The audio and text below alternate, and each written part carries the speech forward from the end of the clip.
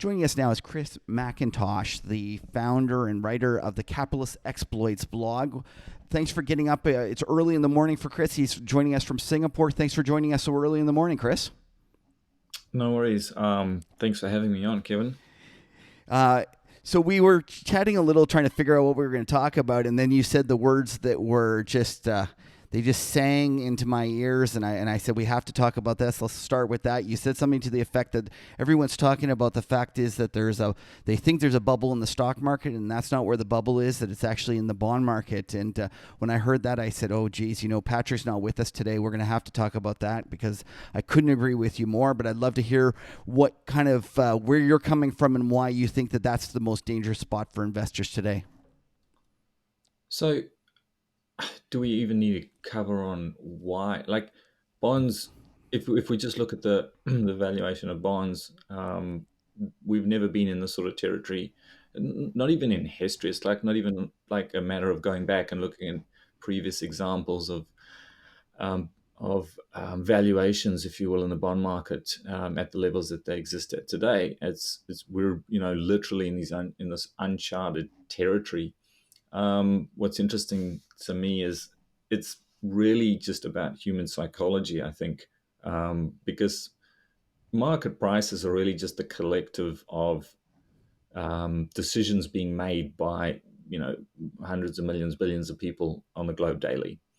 And the thing, like if you step out of markets and you look at war, for example, there's an oft saying that the generals fight the last war, right? And that's Right. basically how our minds work. We look into our rearview mirror, which is in our own lifetime, and we go, "Oh, what?" We're pattern seeking or pattern recognizing animals, human beings, and so Right. we look for these patterns, right? And those that are most easy to identify are the ones that we've personally experienced. And so, if we're like here, we are sitting 2019, and the last major hiccup, if you will, that we had was the GFC, which was um, what got hit. It was equities, and so everyone's sort of looking around for the next GFC, and as a consequence, people are all terrified that the equity markets are the place not to be. Now, I'm not necessarily bullish the equity markets. I'm kind of ambivalent. I'm more focused on particular sectors, but I guess the point that I want to make is that um, it's I kind of think markets are like they're like an Alzheimer's patient who occasionally forgets he's got Alzheimer's and then remembers everything, and, and that's like what happens, right? Right. You have LTCM, you have all these crises, and you look back and you go, oh, duh, right, of course. And but in each of those events, everybody's been looking in their fairly recent rearview mirror to say where is the risk, and it's sometimes it's currencies, and sometimes it's commodities, and sometimes it's bonds, and sometimes it's equities. And it's just so surprising how frequently markets get it wrong. Yeah. And again, I so think it's kind I of human behavior.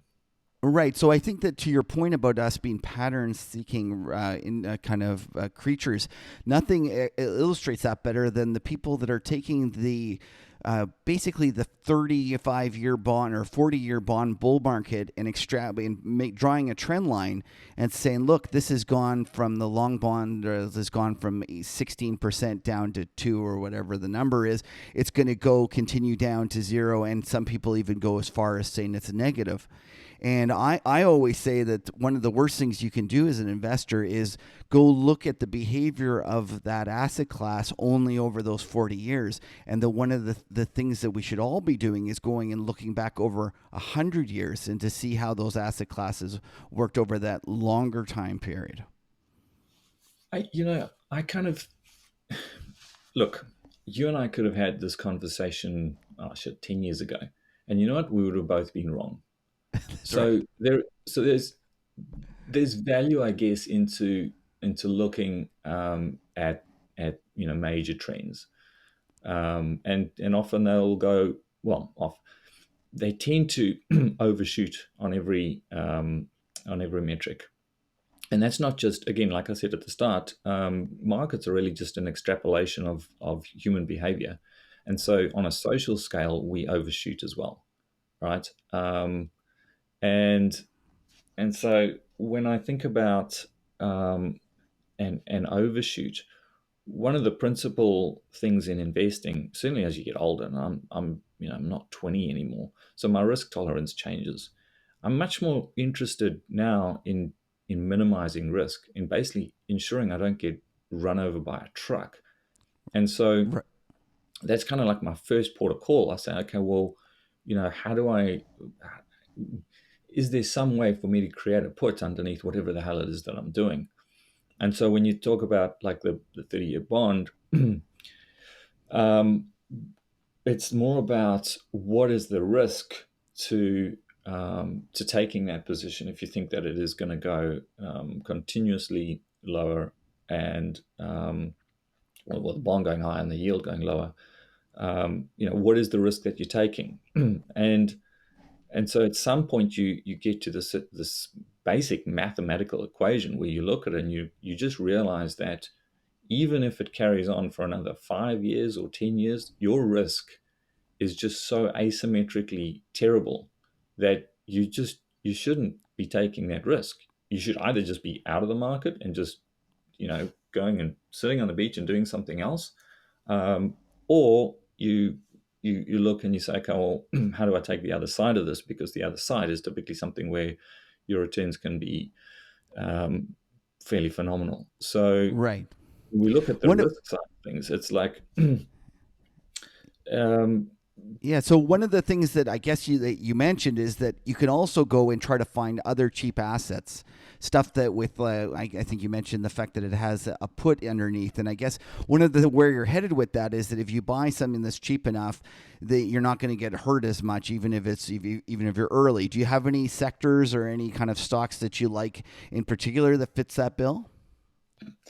yeah. So well, firstly, I used to trade way back. For about 2 years, I just traded currencies. I wasn't in any particular position for more than a day, pretty much.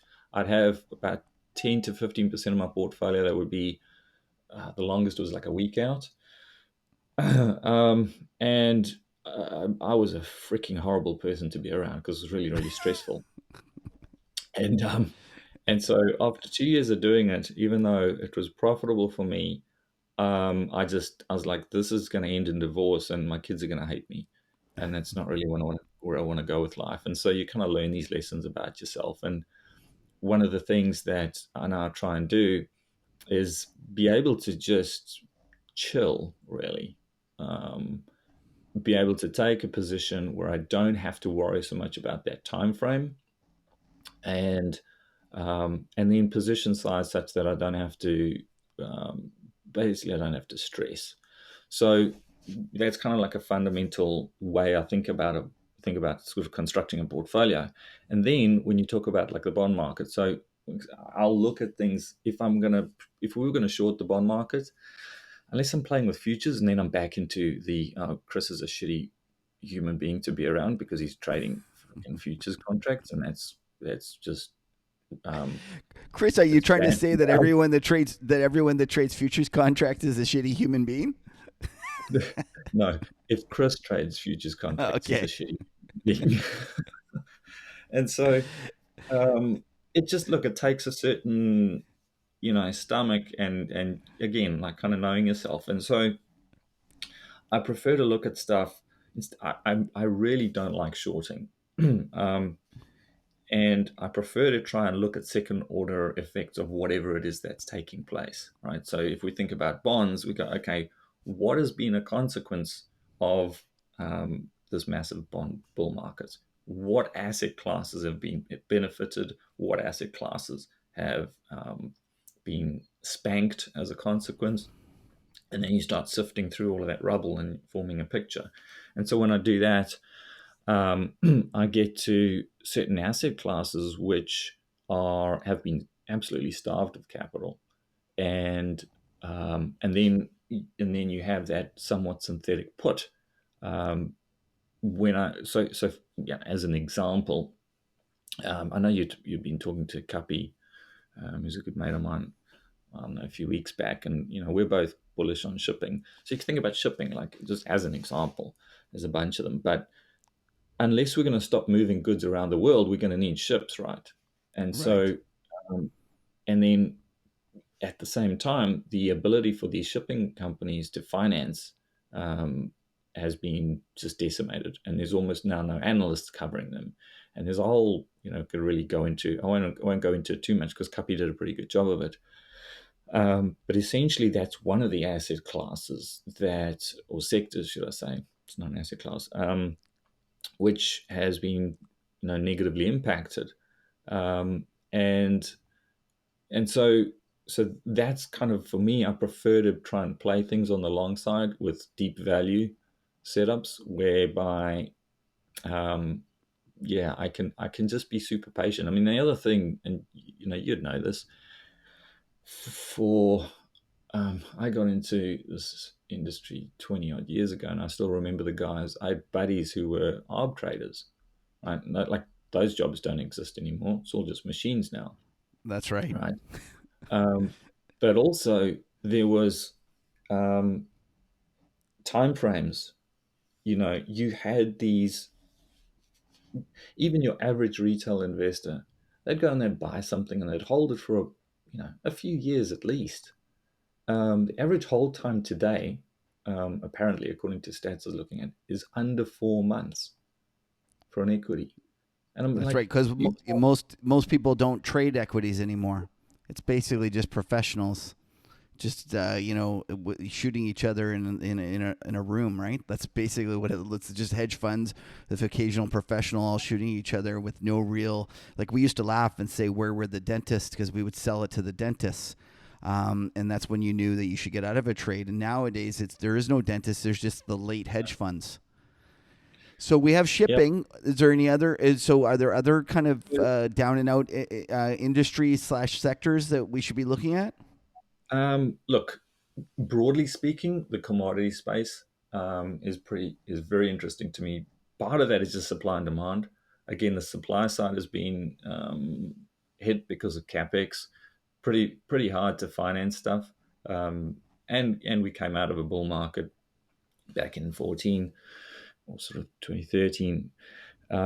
So these things are cyclical. So there's a cyclical nature to commodities in general, and that's a broad topic. But we're interested in those. And generally, I don't really like commodities. They're fucking horrible. I mean, if you think about it as a business, you have something which um, you're either trying to find, which means you're burning capital with like a hope and a prayer, right? Right. Or if you're further down the development cycle, you've now found an asset, and then you're burning capital, hoping to figure out that you can produce enough of the stuff to actually, meet your cost of capital or actually exceed it. If Right. you're in sort of development, or if you're in a production company, you now have found this asset, and you are depleting the resource that you found. So in theory, it should be going down every day. It's kind of like if you had a store full of goods and you're just selling stuff out the door, and it's like you can't tell me that after you sold half of your goods that you're worth more than when you had a shop full of goods. But that's that's kind of so I kind of don't really like commodity markets from that perspective. But that's just, you get drawn to where value is, and so that's where we're looking. And in particular, energy. Um, I believe energy is easily the most interesting sector for us, um, and there's a whole number of different reasons why I think that's where we need to be. Do you think it's first of all, energy is completely unloved. It's one of those things. I think it's more hated than the cigarette stocks in terms of the kind of social pressures from money managers to own. And you see also like the Norway kind of sovereign wealth fund recently divesting all of their assets, all their energy assets. And I actually wonder if that's that energy sale, which although they've done some of it, it's the big sale is still to come. Although they've announced it, it actually hasn't been done. I'm almost wondering if that's going to be a situation like when the British central bank sold all their gold into the lows, that the Norwegian sovereign wealth fund will end up selling all of their oil stocks into the lows. But do you think that that's the main reason that energy stocks are so kind of depressed, like, or at least one of the things that's contributing to that kind of So there's, cheapness?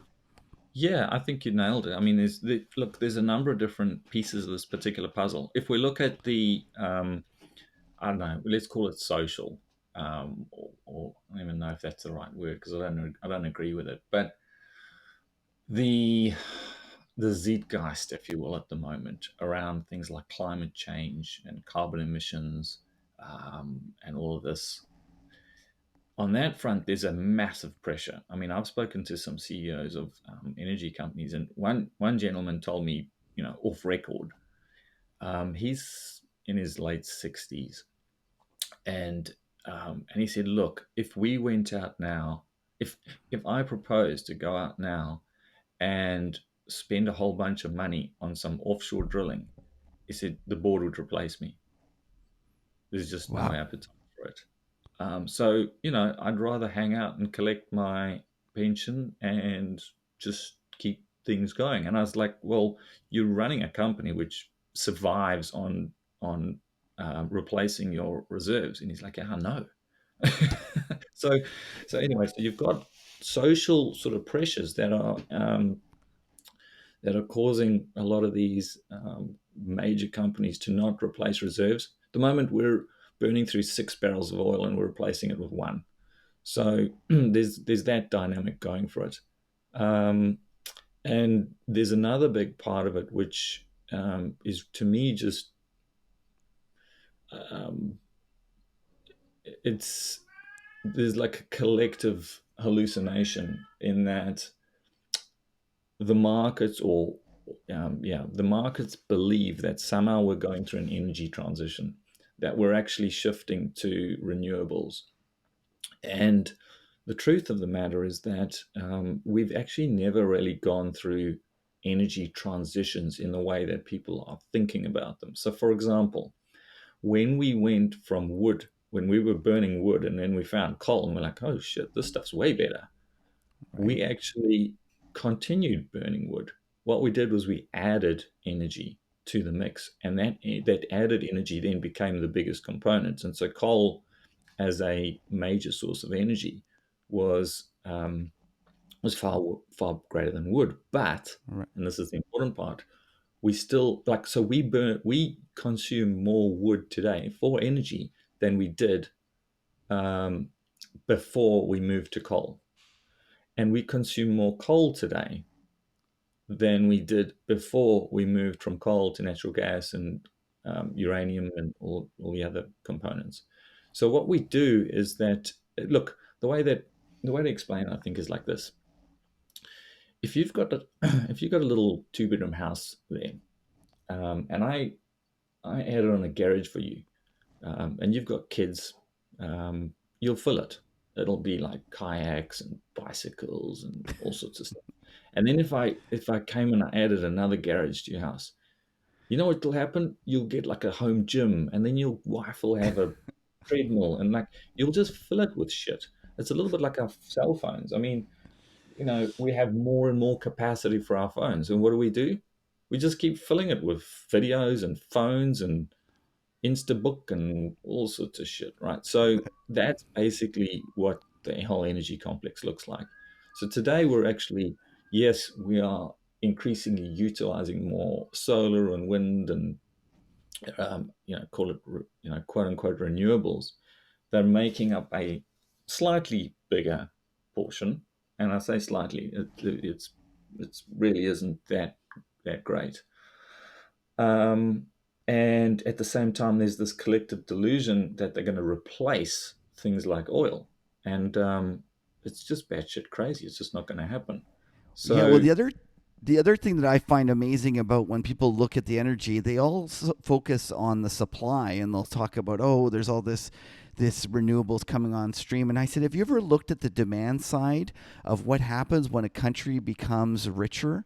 And you go through and you look at Japan, the energy use per capita as they came out of the Second World War, and it looks like a hockey stick. It grows a little, grows a little, grows a little, and then they hit this level of wealth where it grows, very quickly and very straight up.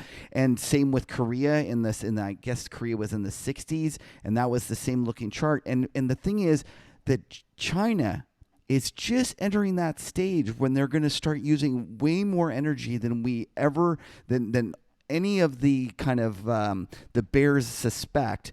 And that I could completely see what you're saying is that yes, renewables will help with that demand, but there's no way that they're going to fill it up just using electricity. They're going to be forced to grow and to use the old dirty kind of fossil fuels as well. Here's another cool thing. I wrote an article about this some years ago. If you look at Japan, you're talking about Japan. So when the when their property market crashed and the Nikkei crashed, you go and you have a look. The one thing that held up energy. Right. That's the one thing that, because you don't. It's like you don't reduce that. That's Yeah. your very basic. Um, you'll sell your t-shirts and you might even sell a kidney, but you're gonna keep your freaking lights on. And Okay, so so, here's a question for you, though. You said the fact that the major energy companies are taking 6 barrels of oil and are replacing it with just finding one new one.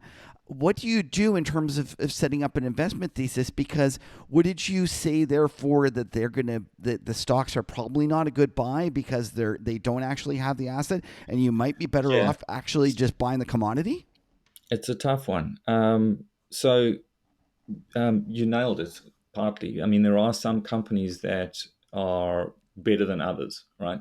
Those that are, I don't know, how do we say this politely?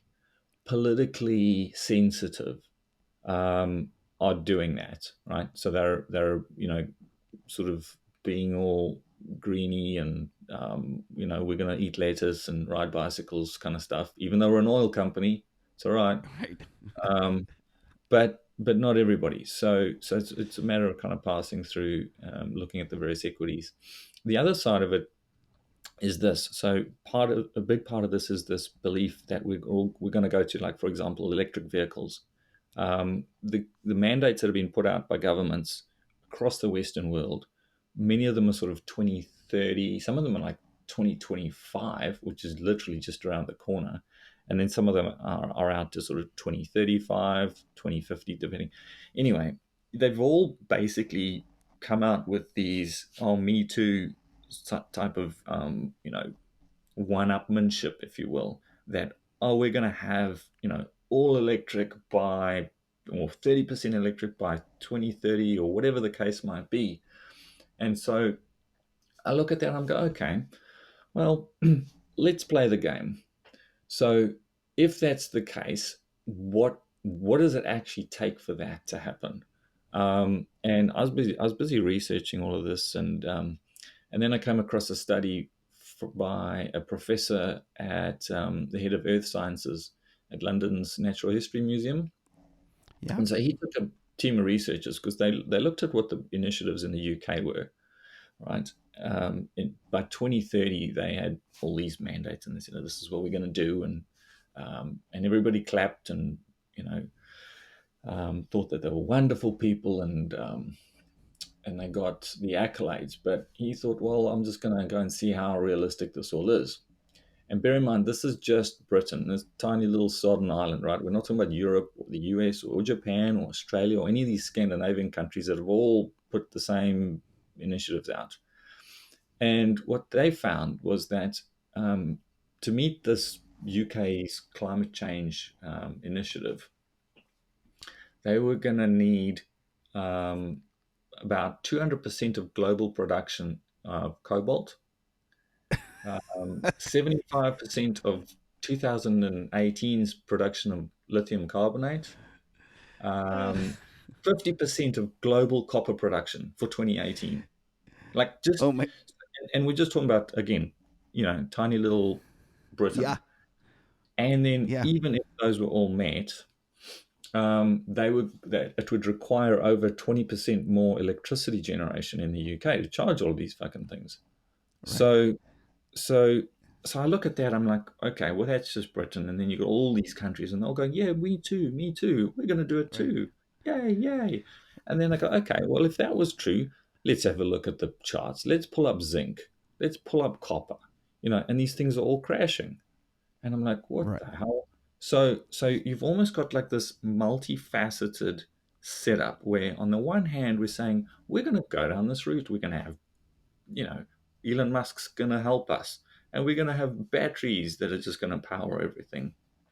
Okay, if that's true, then we're going to need nickel, copper, all this kind of all the inputs into that, and we're going to need them at a massive, truly massive scale. Um, So you would expect the prices of those things to be absolutely screaming, and every miner out there would be just like falling over themselves to try and find some more copper and zinc and everything else. Um, and that's not happening. And then you say, okay, well, if that's not happening, well, we're just going to stay with what we've got, surely. I mean, we haven't.